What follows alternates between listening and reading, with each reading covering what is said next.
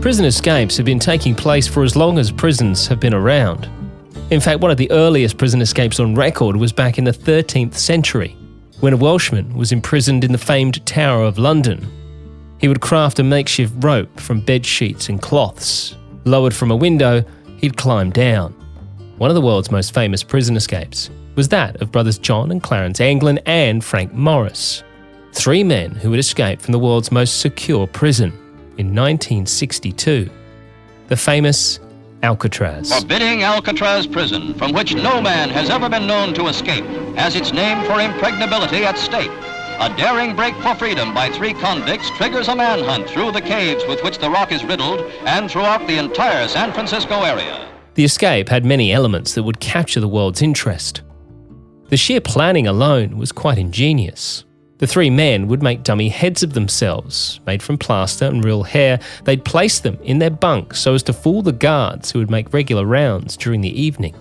They'd escape through vents in the cells, scaling up pipes and out of a ventilator grill on the top of the prison. Then they'd make their way down the building, climbing the prison fence and to the water's edge. The water being the frigidly cold San Francisco Bay. It was then a 1.25 mile or 2 kilometre swim to shore. They'd stolen 50 raincoats in which to construct a raft in order to assist them with the swim. But it's what happened next that is likely the reason this escape has become so famous around the world. Because to this day, no one knows if those men ever made it or not. These 3 men were the only ones to ever successfully escape from Alcatraz. And David McMillan is still the only Westerner to successfully escape his prison, the infamous Klong Prem Prison, also known as the Bangkok Hilton. 2 o'clock's come and I'm still working away on 1 bar. It might be fine during the day when you can make a bit of noise. My name's Jack Lawrence. Welcome to Wanted. I'm a wanderer of the soul. Before the end, I plan to be whole. But I know I'll lose myself along the way. What's gone is gone. What's past is past. Let me leave what belongs in the past.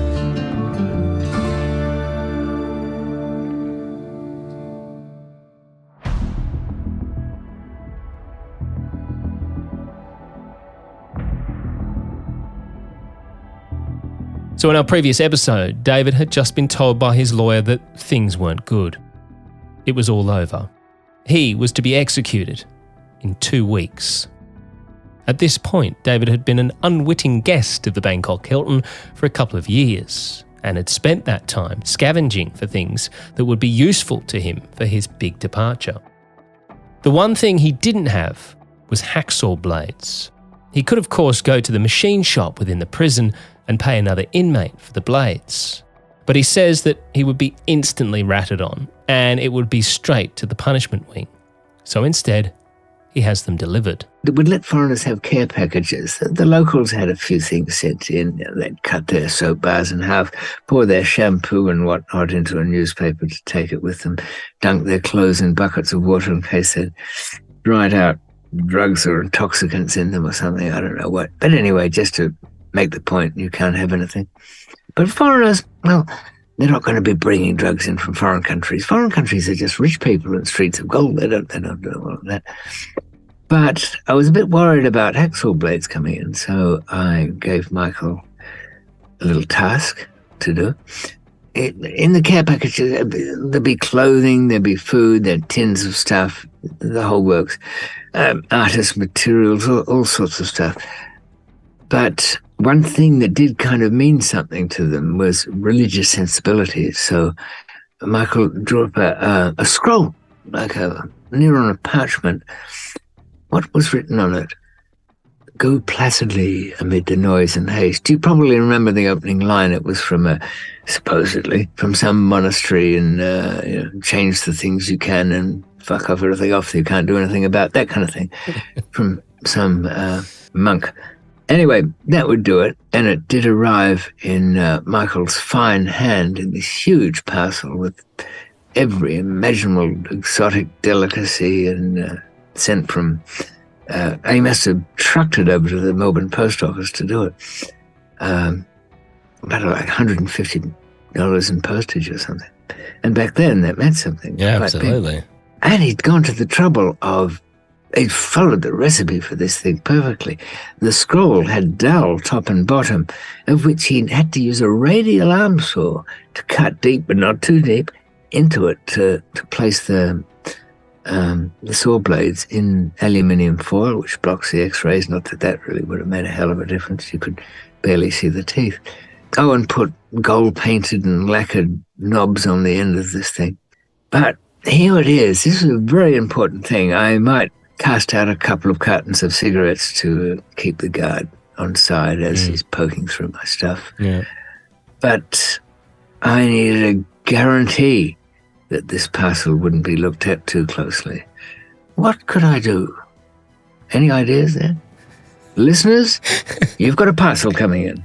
You have somebody listless but nonetheless thorough in their own ways because they've got their own loathsome trustees to do the poking and shoving and sniffing. You want to make sure all stops suddenly and no interest is taken in your parcel. What do you put in there? You've got to put something in there that's going to stop them in their tracks. Yeah.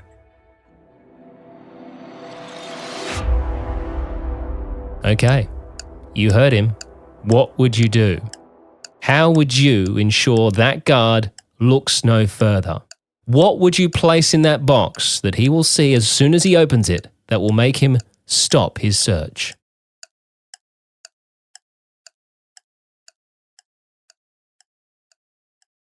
Time's up. Okay. I'd make a terrible criminal. Oh, I'm sure if you were in there with me, Dan, you'd improve in remarkable time, especially when death penalty was rumoured. Yeah, of course. I said to Michael, listen, go out, find for expensive, glossy, high-quality colour-printed, filthy pornography of the most extreme kind you could possibly, things that you wouldn't want to give your sick half-cousin in Detroit. Put it in there. And on the top, by the way. This guard was, he was trying to be like, do me a favor. He just was not going to, no. And the next one underneath would be even worse. These trustees said, I'll get rid of it, boss. No, fuck off, you will. I put it very carefully under his chair. Yeah. Oh, yeah, just take your stuff and get out of here. Get. Yeah, right. Sorry about that. It's my cousin. He's an idiot. He sent me all sorts of stuff. As mentioned previously, David had to get himself into a quieter cell. Most of these cells would usually hold around 14 men, which was just far too many people. One or more would certainly sound the alarm. Luckily though, David had essentially managed to buy himself a much quieter room with just a few cellmates. Who was in the cell? My manservant, Jet, so named because Jet means seven. He was the seventh child. Tiny little guy trying to rob a bus. Ha! The passengers carried him out, laughing. That must have been an embarrassment. Took his guns off him straight away. Laughed at the size of them. Big gun, little boy. Anyway, his story was shameful enough. But he found his calling as my head butler. And I had in my section, which was the art studio, where they sold shell paintings at exorbitant prices outside.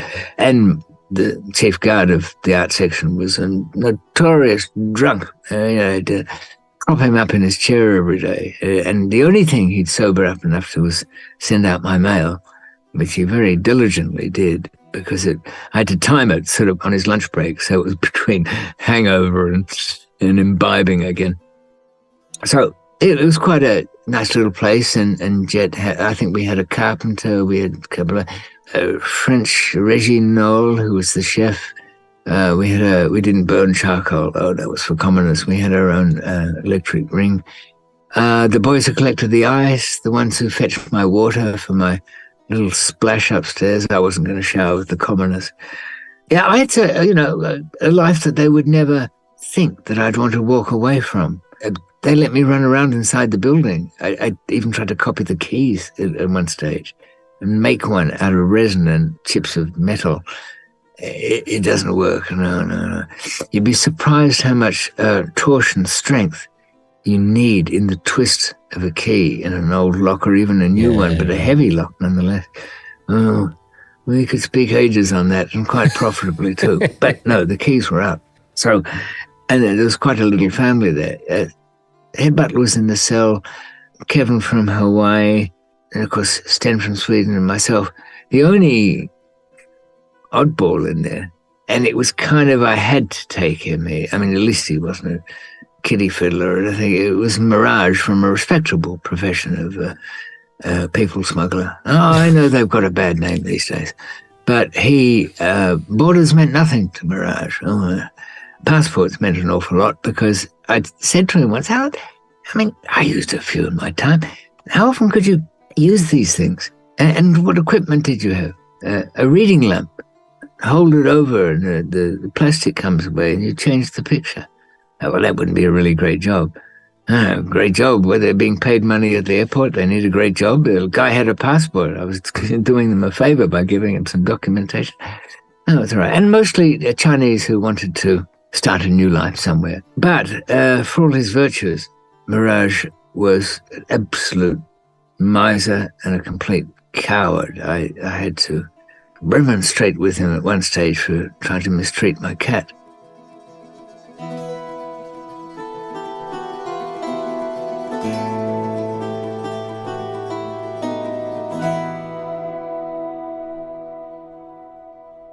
So he has his room of somewhat trusty cellmates, but he would only have the help of one of them, a Swede named Sten, who was initially supposed to go with him on the escape, but would back out after seeing what had happened to another group who had been caught escaping a separate prison. That night began about 12:15, turned the light off. Hadn't told anybody. That's why I was still there to cut away at midnight. Sten didn't want to come anymore. I was going to get him a passport, all of that stuff. But he was one of those guys in prison, as they are, that are absolutely fine in controlled environment where they've got to fight the very obvious opposition, as it were, completely lost in the real world. People said to me, watch out that guy. He stayed with somebody around town. I robbed them of everything in the house. I'm not worried about my silverware, my dinnerware collection or my Royal Dalton. He was going to come on the night, but these guys turned up from Chiang Mai who'd been in a little escape from a tin pot jail and got caught. Israelis they were, and they had no plan B. And you know what the most important part of an escape is? Yes? Oh, I can hear it down the line of the podcast listeners. They're saying, what you do when you get over the wall. Yeah, exactly. Yes, that's what they've all said. Yeah. True audience. You're very right. And our Israeli friends, they may have been in the Israeli army prepared, but they were not prepared for a guest house in Chiang Mai where they'd done their ill-begotten dealings, but when they went back to him, all he did was leech them of the money and hand them over to the authorities when it finished. The guards didn't like the idea of them escaping and took such a dim view of it, they even had their picture on tuk-tuk drivers all around town with a reward offered. Police are not involved at this stage, or really never. But, and didn't treat them too well when they got brought back in. I saw them down at our building's coffee shop, as they like to call it, around the banyan tree, telling people what had happened to them. And their legs were in heavy elephant chains, but all mangled and scarred. And it looked like, imagine some angry kid in McDonald's scrunching up a bunch of drinking straws and throwing them on the ground. That's what their legs looked like. Deary me. So I had the task of trying to explain to my Swedish friend how this wasn't such a bad thing. So around the little art shop, my office, at lunchtime that day, I said, Stan, hey, you've got to meet a couple of guys who just come in. Israel they are, but klutzes. And they look a bit rough. I mean, guys didn't like them getting out. And, you can imagine iron bars on their legs and all that, threw rocks on them. Hell, it was lucky one could get some water and feed the other, or they wouldn't be with us today. But glossing over that, no, we have a B plan, Stan. We have a place to go. We have plans. That was it. He bailed out of that. Yeah, right. He didn't want to come along.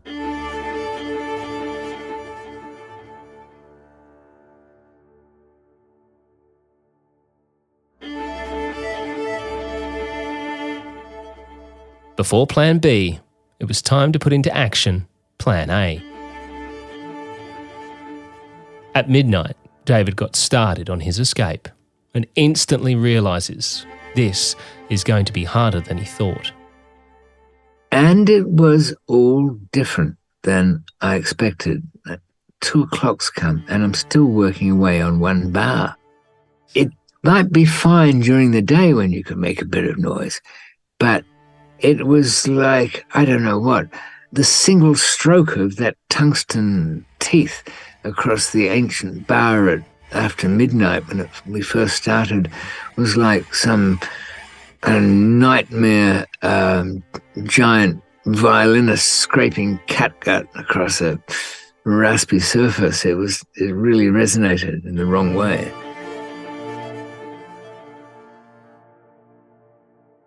We had to slow down a bit. I left him to it because I knew I'd need my energy later. One of the bars was cut through, and at the first cut, it sprang away from the rest of itself, like it was under so much stress for 50 years, being as the building had collapsed, and this was going to be some job. About halfway through the other end of that bar, and it's coming up to 3 o'clock in the morning. Let's go back to the next day. No.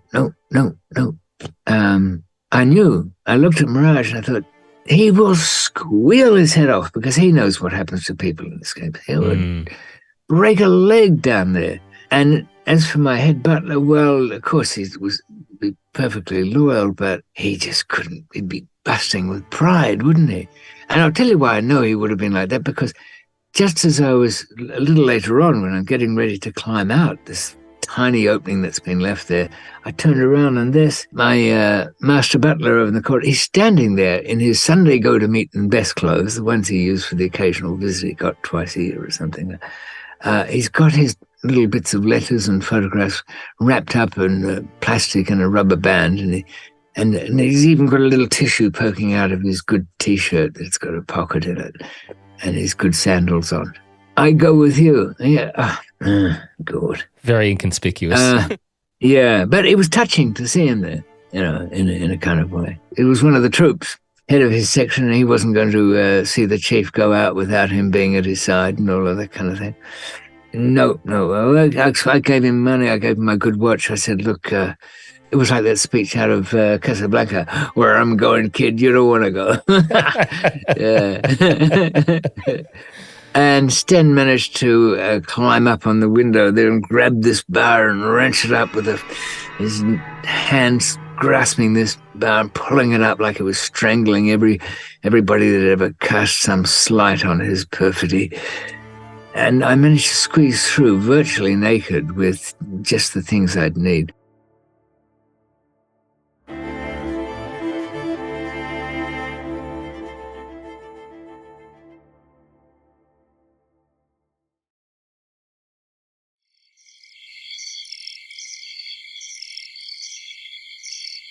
Finally, David was out, his face looking up into the night sky. An instant feeling comes across him that he is no longer one of them. He is no longer an inmate.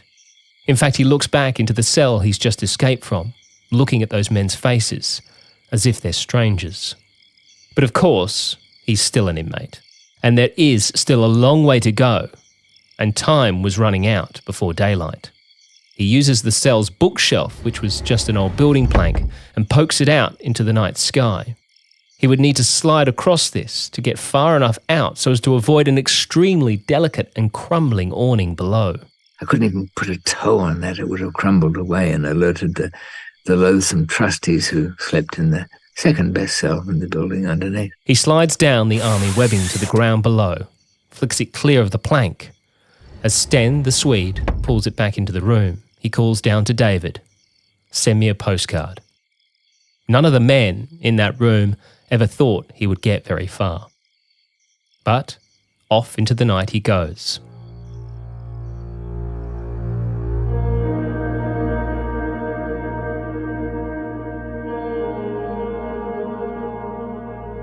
He has a rough idea of where the guards were, and had a few dummy runs as best he could. However, the trouble was, these had to be done previously during the day. The world is a much different place at night. And it was just as well that I insisted on going that night and got out at that time, because everything was slower. I timed it during the day, but the footsteps you take are not as quick as during the day as you're walking through it. The sound everything makes, as I've said, is there was some place that was meant to a factory I needed to visit. It had been repaired and I had to take one nail out. And that made a real protest at coming out of the plywood as I tore it out with some pencil pliers I'd stolen from somewhere. So off he goes. And as mentioned, Klong Prem Prison is a vast facility, and there's more than just one wall on the outside to contend with. And all good prison escapes need a ladder, and especially this one, because there was internal walls, I knew not how many. Yeah, right. It was made out of long bamboo poles and picture frames. Sten had pretended to take an interest in oil painting the last 6 months and had made very solid picture frames, which when I got into the factory that had a reason too long to go into to have long bamboo poles, I laid 2 of those down, put the picture frames in between them, used gaffer tape to tie it all up. That gave me 2 very long ladders, probably about, 4.5 meters each, and kind of heavy with all those picture frames in it. I told him not to make them so heavy. I don't weigh much. But anyway, there they were. I mean, I'd been running and doing all of that as much as I could to build up some stamina. But and I was stuck in the factory where the poles came from and had to climb out into the auto shop and then stop to have some water because it's dehydrating, then go up, then wait for a guard who's passing. He's walking past a kitchen area and suddenly freezes. A guard is up and moving around. He stays low and in the dark, so still he can hear his own breath.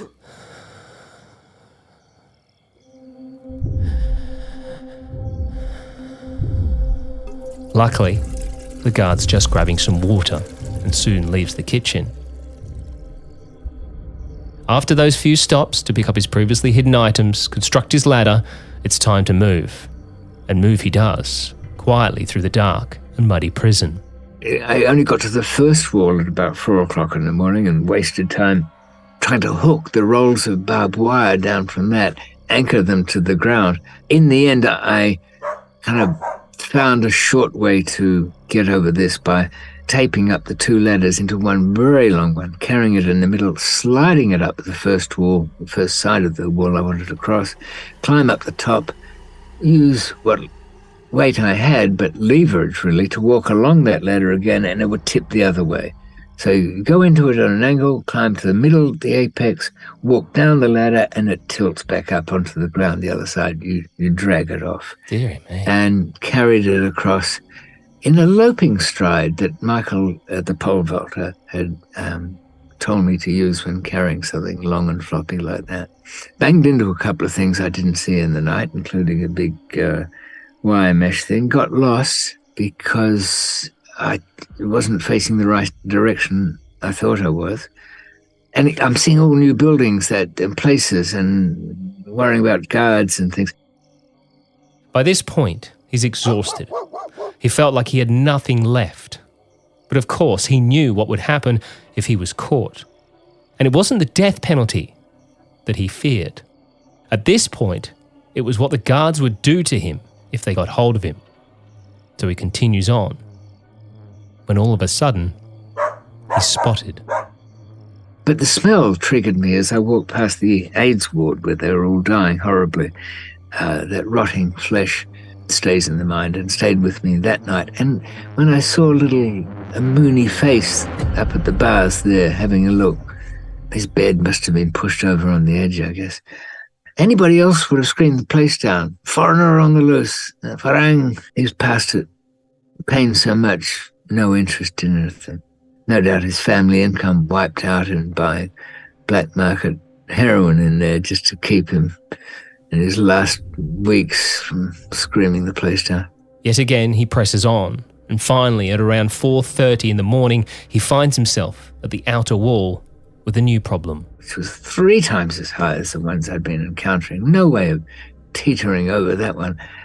And I'm covered in mud because I have to climb under one of the barbed wire bits and running out of water. And I'd forgot about Mars Bar Creek. It was, well, not forgot about it, I tried to pretend it wasn't there. An inner moat that ran around inside the prison, full of turds, of course. That's where the name comes from, Mars Bar Creek. And barbed wire. So I can't put my long ladder over it because it hits the wall, goes clunk. I can't ignore the creek because the barbed wire will tangle up the ladder. The ladder weighs more than I do by this stage. How do I get it over there? Onto this narrow strip that runs around on the inside. Now, if I'd have been with anybody else, we would have had a long, stupid, pointless, fruitless discussion about that. Yeah. And probably many other things about being lost and where best to go. And all the time clouding the only instincts that mean anything to surviving human beings, which is a sense of smell, really, and a sense of pattern and movement and the sounds of the night and the things that are dangerous therein, I suppose. Yeah, all of those things would have pushed me and who I was with beyond into the start of a new day and disaster. Yeah. So just as well, the Swede did not join me, or anybody for that matter. So David is standing at the edge of this creek. Just across the creek is about 1.5 feet of land before you hit this massive outer wall. He can't just wade through the creek because it's full of barbed wire. So, how does he get himself across? How does he get his ladder across? Well, like every good storyteller, David says you'll just have to read his book for that one. But he manages it and finally makes his way up the outer wall. Once, with the ladder above there, at the top of it, I could see dawn was coming. There was a glow in the sky, somehow heartening but terrifying at the same time because I knew the shifts were coming. And there was electricity, of course, on the top. Only 240 volts, and it hadn't been arced up. According to my friend who was a bit of an engineer in there, we'd looked at it long and hard and decided there weren't any transformers. You know, if you've got a fence to keep cattle, you have this sort of high amperage, low voltage thing. Here they had household voltage by the look of it, but it was just 240. So it's kind of manageable, providing you don't sweat on it and slip. Yeah. So that's what you don't do at the top of that. I'd never heard of anybody being up there at the time, or previously, so there was nothing to go on, but I knew where the insulators were, so if I needed a foothold, that's the only possible place.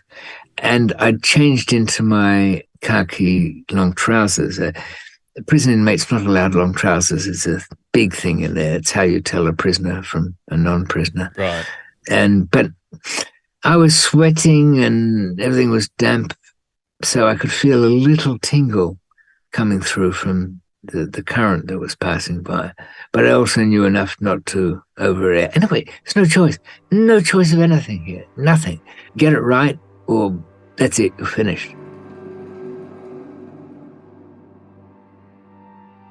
So David gets himself over the wall and down the other side. He's so close to freedom, he can taste it.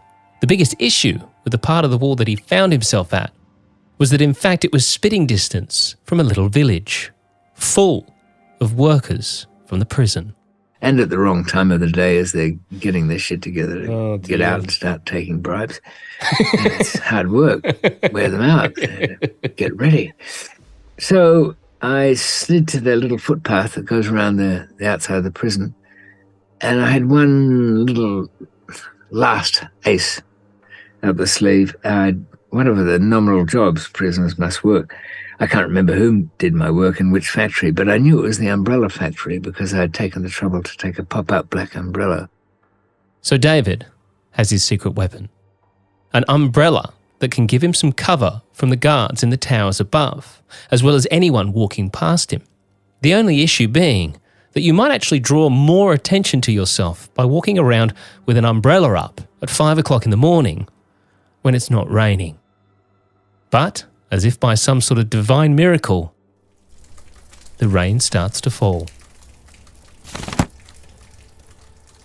So, under the umbrella, like Ripley getting off the alien spacecraft, I'm saying lucky, lucky, lucky to myself as I edge towards the front gate.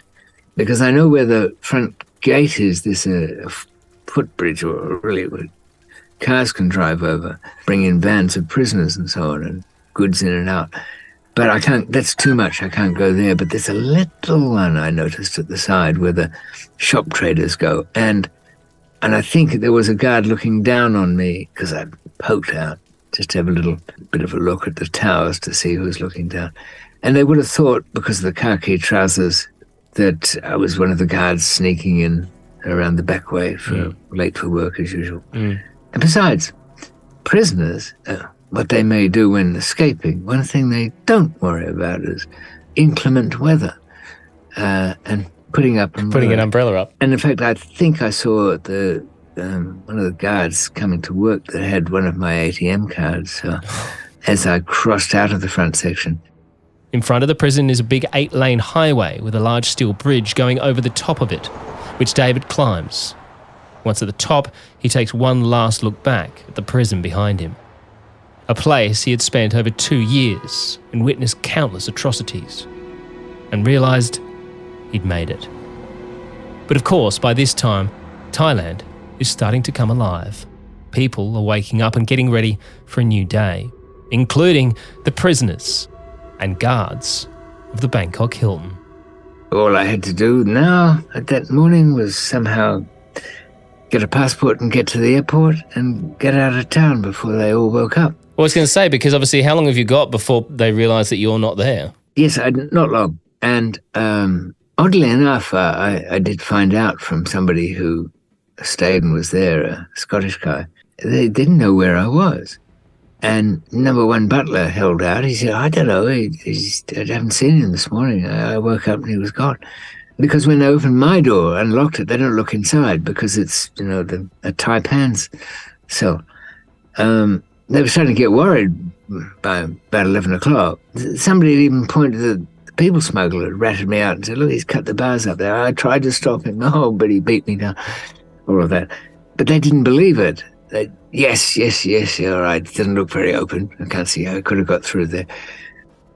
And they sent round people calling my name. It was Daniel Westlake at the time. I had an Australian passport in that name. And somebody said it was like looking for a lost sheep. Daniel, where are you? You can come out. We won't hit you. Don't worry.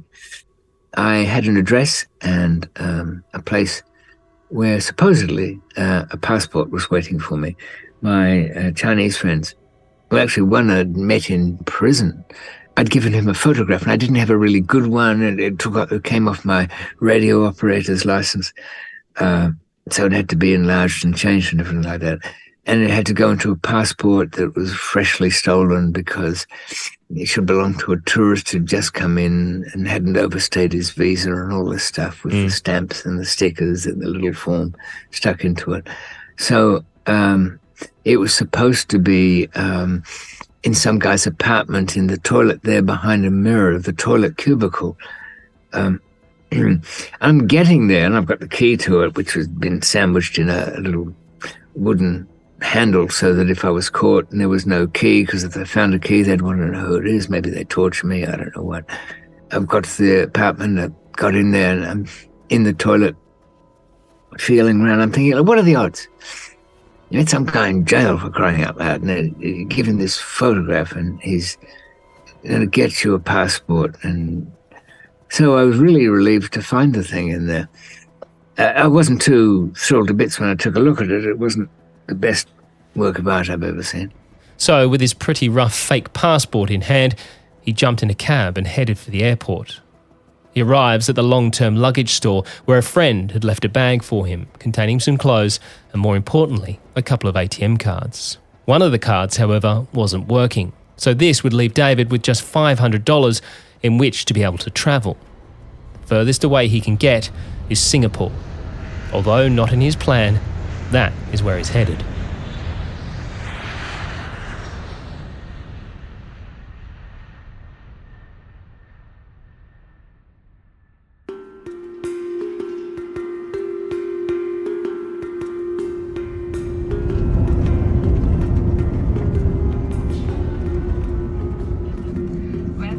Singapore, ladies and gentlemen, and to all Singaporeans and residents of Singapore, a warm welcome home. Please remain seated with your seatbelt fastened until the signal sign. He lands in Singapore, checks himself into a hotel and heads straight for the rooftop pool, where he dives straight in. He might be free, but not for the first time in his life.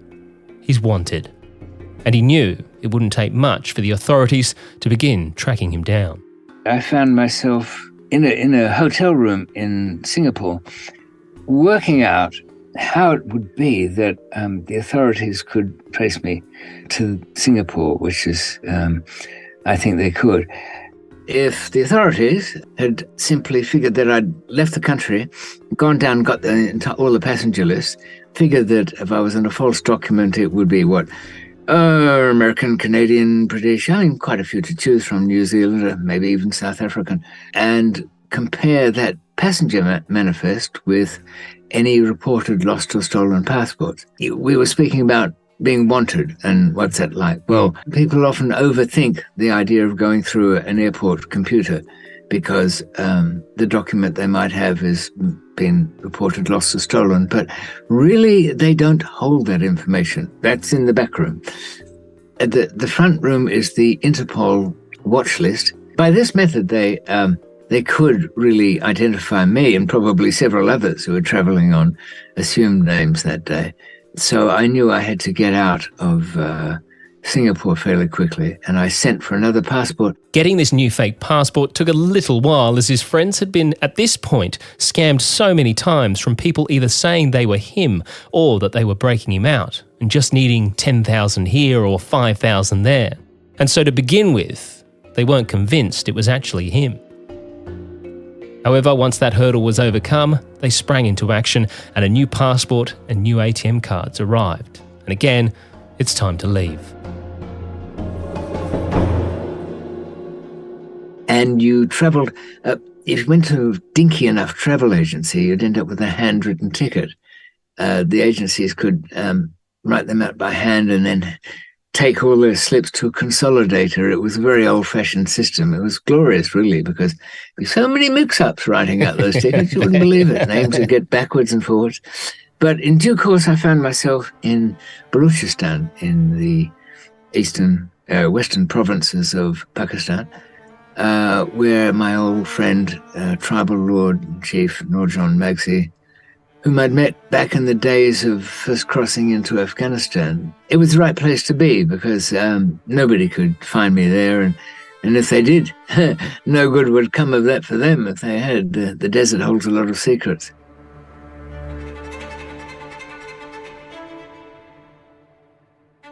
So were you still playing around in the world of the, shall we say, not legal? Smuggling not at first, but I found I had limited resources. I went back into it really because I used every scrap of everything to stay alive and get out of Thailand. I owed a few people some favors. Oh, they weren't being demanding. No, nothing. They'd been probably happy if I never did anything ever again, but just wanted safety and a little place to hide out. A few 100,000, maybe 500,000 or something. Modest, humble, I don't know. In fact, he would again be arrested in another country and again face a death penalty.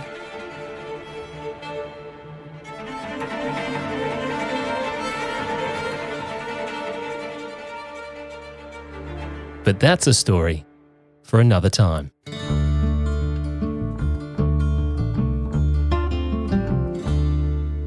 David would do a few more stints behind bars in various countries around the world before retiring from the life in 2016. He decided it was far easier to write about crime instead of committing it. He in fact wrote a couple of books, one about his escape from Klong Prem prison, titled Escape, the true story of the only Westerner ever to escape Thailand's Bangkok Hilton, the link to which is in the show notes of this episode. David spent his life on the run, running from authorities and always trying to stay one step ahead of them, trying to study their tactics and just how they operated. But what if you knew how they worked? What if you knew every inch of how they tracked people? Because at one point in time, you were one of them. So my recruiter said, you can tell that you're in the process of being recruited by this organisation to your husband, partner, or your best friend, or very close family members. But all I could say was, this is the organisation that I'm talking to, but I can't say anything more. Annie McMillan worked as an intelligence officer for one of the world's most famous government spy agencies on the planet, MI5. That was until the day she went on the run. My family, my mother and my father, certainly knew something was up, because I wouldn't talk about most things on the phone, because I was worried about the communications. And there were certain indications as well that they might be onto us. Next time on Wanted.